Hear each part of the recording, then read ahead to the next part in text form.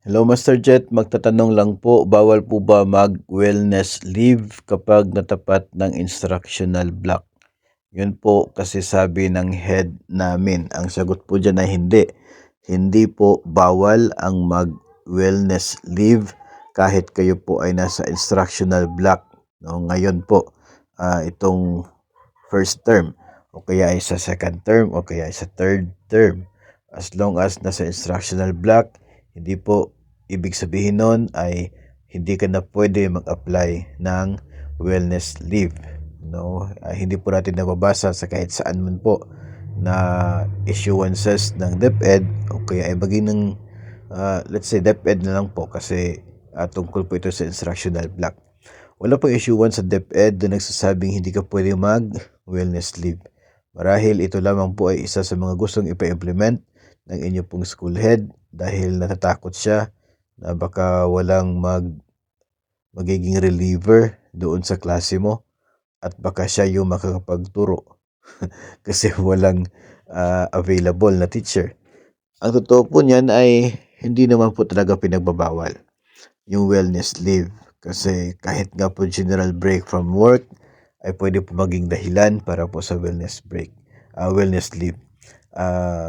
Kailan kaya yung gusto niya na mag-apply ng wellness leave yung kanya pong teacher? Hindi naman po pwede na during sa wellness break ka mag-apply ng inyo pong leave kasi magkaiba po, no?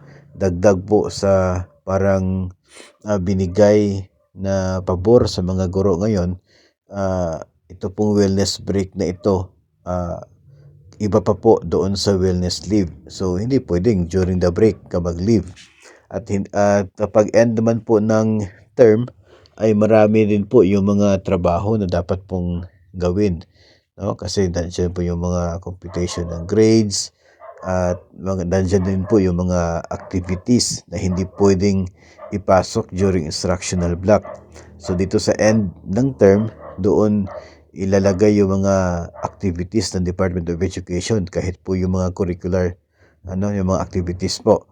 So baka sasabihin na naman na hindi kayo pwedeng mag-leave kapag end of the term dahil maraming activities ang DepEd. So kailan ba talaga yung gusto ni school head na mag-apply ng wellness leave yung mga teachers niya? No, kasi yun nga, if you ask me, if you ask anyone, wala talaga tayo mababasa na nagsasabi na hindi pwede ang wellness leave kahit po no, na nasa instructional block. Si school head ay dapat pong nakapag-design ng magiging schedule ng mga relievers if ever meron pong isang guro na hindi po makakapasok dulot po ng pagkakaroon ng leave. So, pwede naman pong pag-usapan po yan sa inyo pong level sa paaralan at kung kung sino yung papasok sa klase ng isang guro na naka-schedule sa kanya pong wellness leave.